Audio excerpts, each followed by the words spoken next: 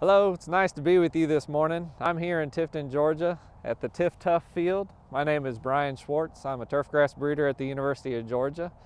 I'd like to share with you the story of how TifTuf was developed, first by Dr. Wayne Hanna in 1992, further research by me when I arrived in 2009, jointly developed by the University of Georgia and the USDA ARS. We're proud of the grass and we're excited about this release going forward in the future. And really, we're most interested in improving the drought tolerance of grasses in the U.S. And we've been funded to do so, and we think we've done it. There are really three types of drought tolerance that a grass can have. The first being avoidance, where a grass plant can grow deeper roots and get down to water that other species can't get to. And this is a great type of drought tolerance in soils that allow it. But there's certain types of soils that this isn't possible, whether it's layering or other issues where deeper roots really don't matter. Then there's a drought tolerance type called escape, where the plant just goes dormant. And this is okay in certain situations where the homeowner or the user doesn't mind a brown grass that's completely dormant that will return when rainfall returns. But for us, that's not what we were looking for. We were really looking for a grass that could stay green longer, so that as the homeowner walks out to their lawn, they see a pretty green grass and they don't trigger their irrigation system. And there's several ways to go about getting a grass like this, and one of those would be to study it to figure out if a grass like TifTuf actually uses less water. And there is a lot of advertising or research that has gone on in the past where a company may claim such and such variety uses 21% less water than another variety. And that's all well and good, but being from the university and having a scientific background, I wanted to do this research ourselves and study our grasses to make sure that when we say they use less water, they do, and not only here, but across several environments.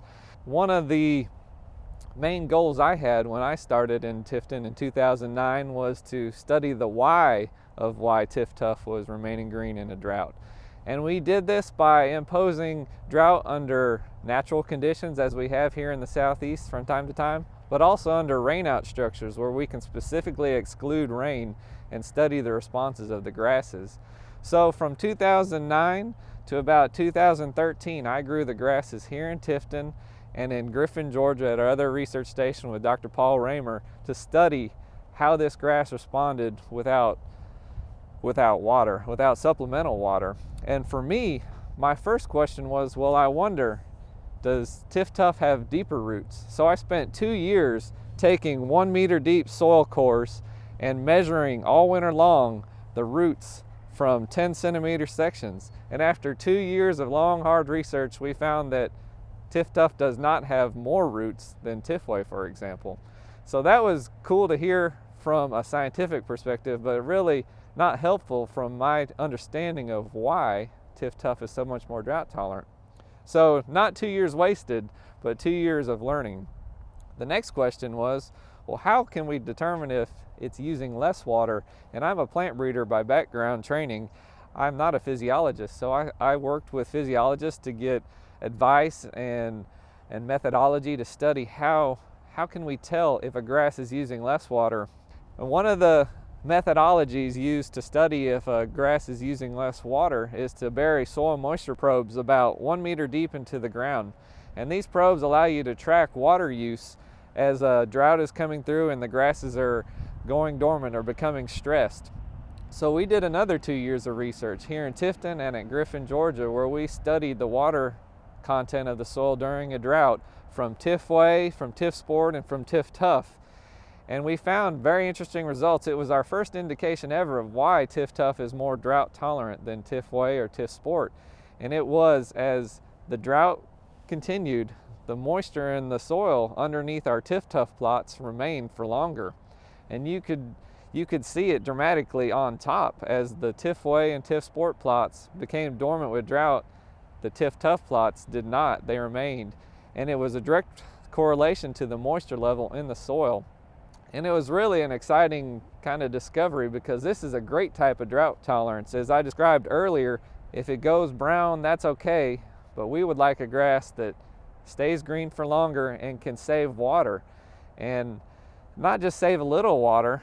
Our results found that we could save up to 38% more water than a variety such as Tifway. And if you expand that on a city or a state or even the South, that's a huge amount of water savings.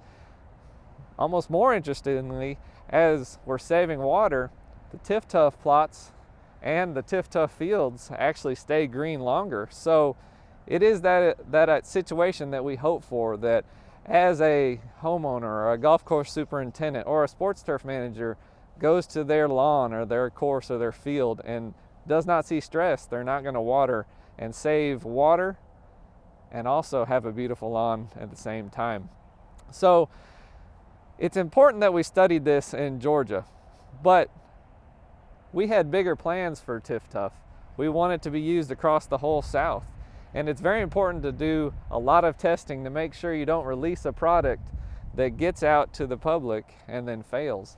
So we had a great support from not only University of Georgia and USDA ARS, but we also received a federal grant to study the drought tolerance of a lot of grasses, Bermuda grasses, zoysia grasses, St. Augustine grasses, and Seashore Paspalum under drought locations at 7 farms at 5 universities across the U.S. And actually, being that this grass was developed in 1992, it wasn't part of the grant per se, but it was a drought standard. And so it was planted at every trial, and we watched the drought response at Oklahoma, at Texas College Station, at Texas Dallas, at North Carolina Raleigh, at Florida and Gainesville, Florida and Jay, Tifton, Georgia.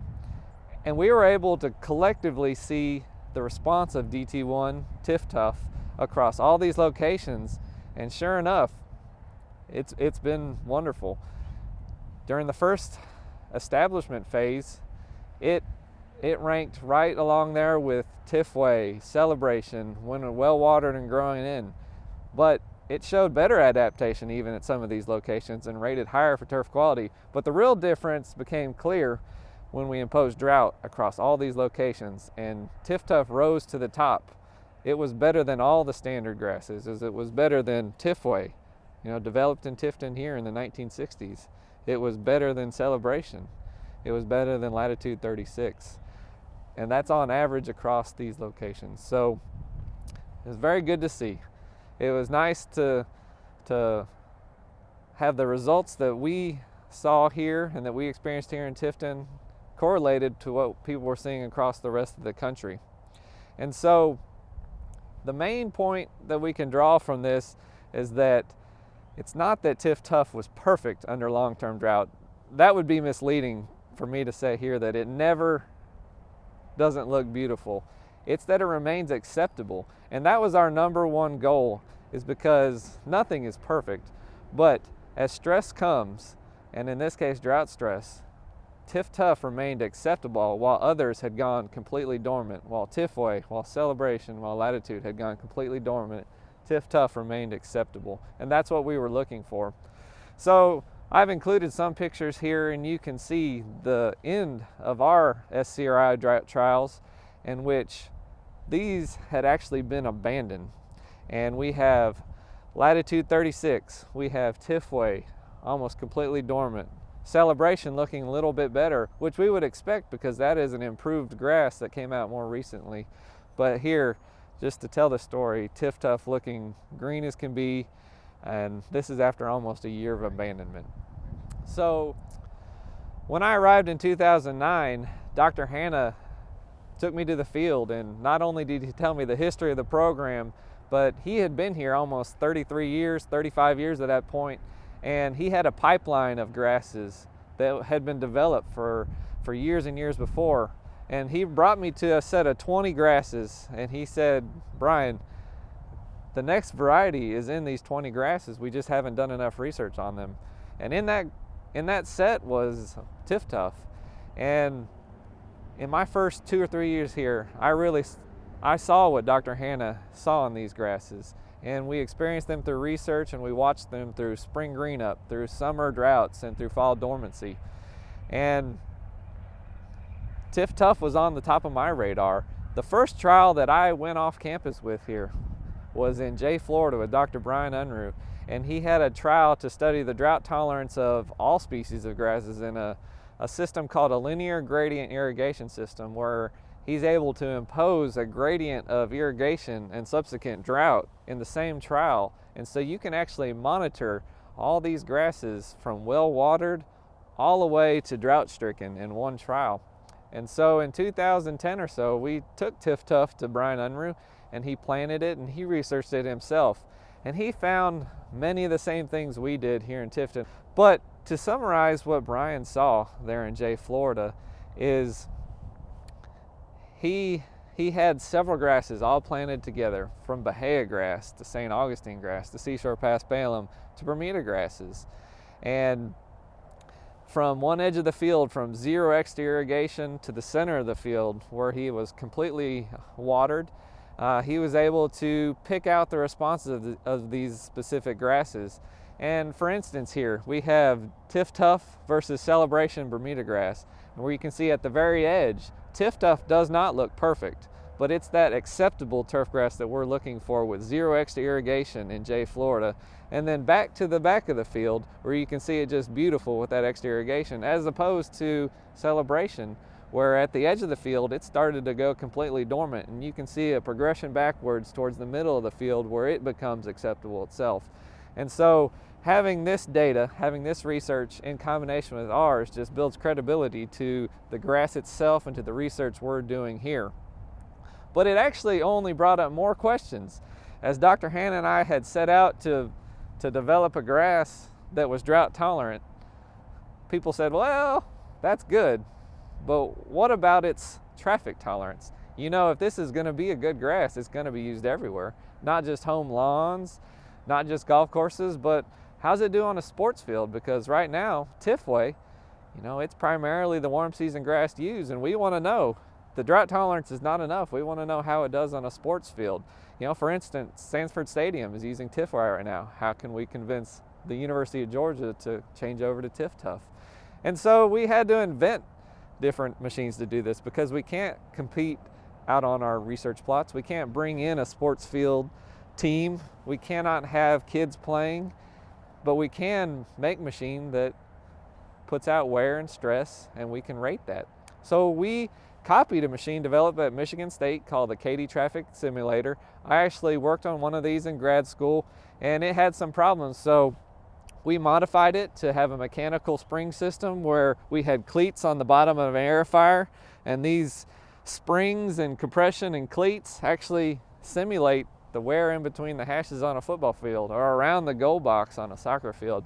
And over years of research here on the Tifton campus, at our plots at the ABAC campus, we were able to impose wear on TifTuf, on Celebration, on TifGrand, on Tifway, on Patriot, and some others. And we were able to watch their wear as they decreased in turf quality over the season, as you would expect with tremendous amount of traffic. But we also saw the recovery each week. And it was these trials that led us to believe that not only is this a drought tolerant grass, but TifTuf is also a wear tolerant grass, which is explained by the mechanisms it has. When it's well watered and when it's fertilized, it can recover. And also it's that triploid hybrid growth habit where the leaves are upright and they're dense, which leads to traffic tolerance and a little bit of wear resistance. So that was exciting to see. Research is continuing here in Tifton. We did that set of trials as a way to almost prove the concept that TifTuf could be used in the Sports Field Index. And now we're actually using it as a standard for our future breeding program. Which leads us to other traits that people would ask about. Well, it's drought tolerant.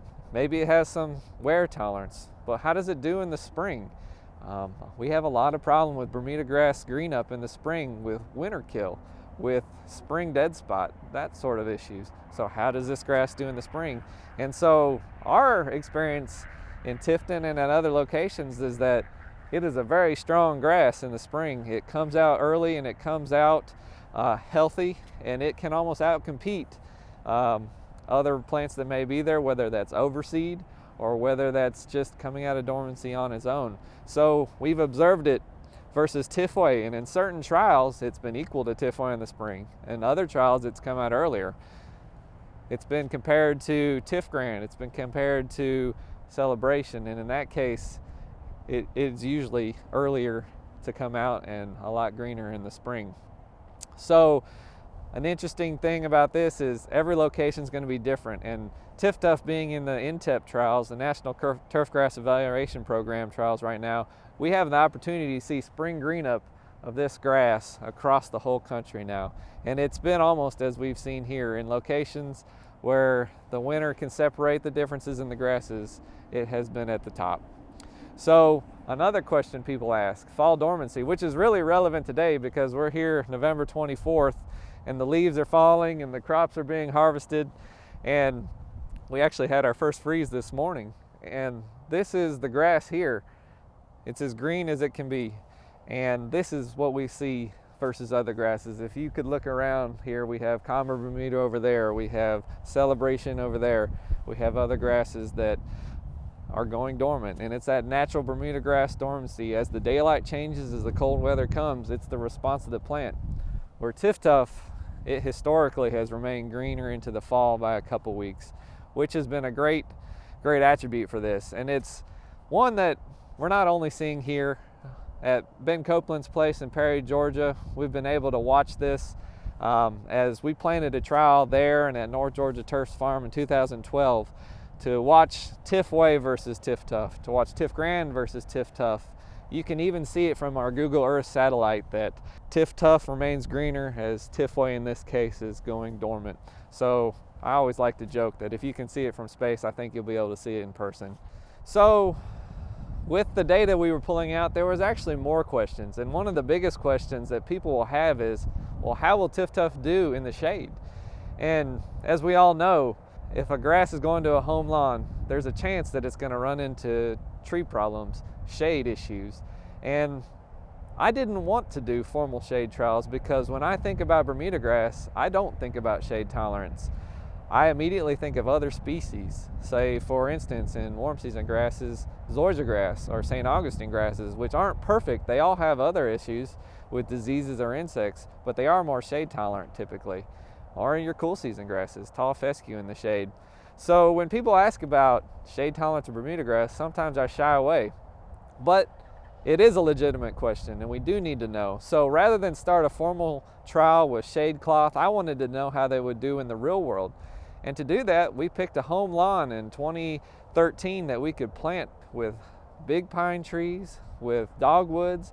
And I thought over the years we were going to do this, and I was just going to be able to tell people, look, there's this grass, TifTuf. It's really drought tolerant. It has wear tolerance. Does good in the spring, does good in the fall, but it's just like Tifway. It's not very shade tolerant. I was surprised though. By 2013, the grass was looking pretty good. Where we had pine straw beds around the big pine trees and around the dogwood where the centipede grass wouldn't grow, TifTuf was encroaching in on the trunks of those trees, and it wasn't drought stressed as often happens around big mature trees.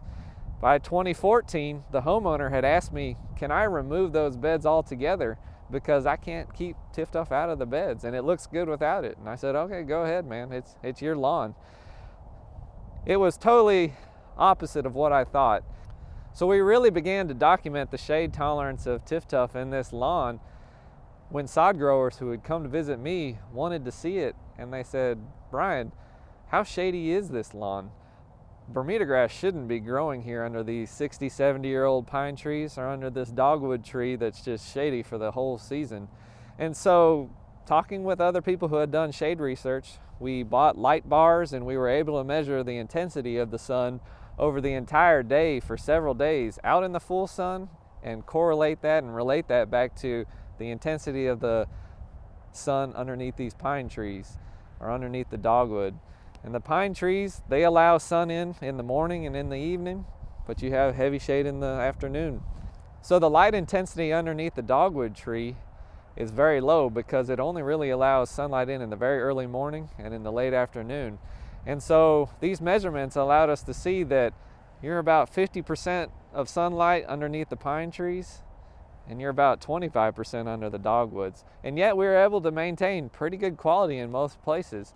We're able to avoid the drought that roots cause and able to make energy even with the lower sunlight. And really, that lawn was the start. That was where we really decided that, hey, this has a good application for homeowners. And although we are starting official shade trials now, specifically with other grasses, with other species that we know to be shade tolerant, but we thought more important to really compare it in real lawns. And I think that is where we're making a huge difference, that prior to release, we planted a lawn in Florida because it's a different environment than we are. And it can be shady and it's real world. So we put a grass in Jacksonville, Florida. At the same time, we also planted one in Atlanta, Georgia on the red clay, where it's totally different than Tifton. And watching the grass there do good in the sun, do good in the shade, it's been comforting as the developers to know that it does do well out there in the real world under homeowner management. To answer our real questions about drought tolerance in TifTuf, I think we had to get out of the Southeast. And so we put a lawn in Austin, Texas on their limestone shelf in the hill country in a neighborhood where the builder mandates Tifway in the front lawn and you can do whatever you want in the back. And so this particular homeowner, we put TifTuf in the back lawn, and in the droughts of the last year or two, TifTuf has shined over Tifway and really made us proud and the homeowner happy, and he's just asking us when can he replace his front lawn with the TifTuf. So it's the correlation of research on the research stations here with scientists, with collaborators, but the ultimate use in the real world that makes us excited. And it all comes back to what we think you're gonna see when you have this grass. In the Perry, Georgia farm, you can see this drone pic where Tifway in a drought has started to fire. And if you were a homeowner, if you were a sod grower, or if you were a sports field manager, you would water the Tifway at this look because it's about to go dormant.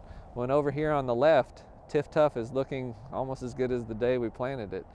And so it's this end result. It's this what we were looking for as we were looking to save water. We're looking to have a good overall grass that can be utilized throughout the southern U.S., but we really hope throughout the world where it can be grown.